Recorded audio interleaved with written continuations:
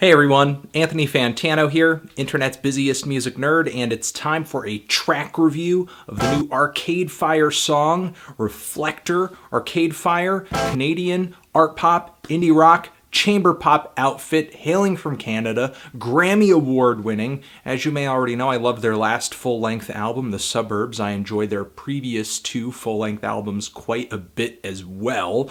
Now they have a new album on the way titled Reflektor, and they have dropped the title track from the album. And listening to this song, I'm pretty excited for the LP. But I think this track may worry some people because it is kind of a stylistic shift for Arcade Fire.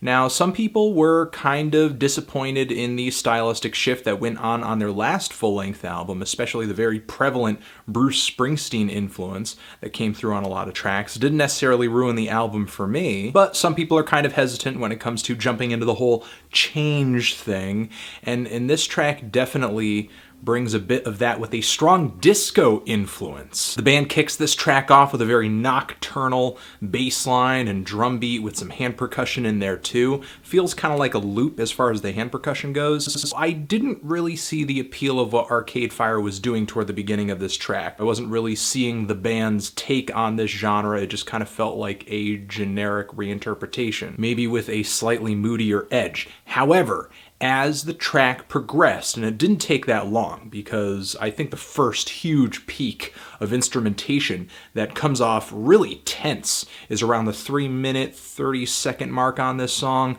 It's really there that I feel like, wow, this is Arcade Fire bringing to disco the kind of refinement and instrumental intensity and the kind of passion that only they could bring to the table. Regine's vocals and Wynn's vocals sound great, sort of intertwined together. This track to me kind of feels like just, if you'll allow me to be kind of cliche for a second, they feel like star-crossed lovers on top of this just propulsive disco beat. And the music just keeps intensifying, and not only is it really groovy, but it's really epic too, with these very sharp, minor tone synth leads, these sultry horns hanging in the background, some string sections that might be synths, but either way they bring that nice atmospheric texture to just make this track feel really huge, vast, open, lofty, like it's being performed on this giant stage. Yeah, it's disco, yeah, it's danceable, but it's just so urgent. It's like disco for the end of the world. And even though a lot of this track sounds similar because the Arcade Fire is trying to keep this song in a similar structure, just keep that groove going,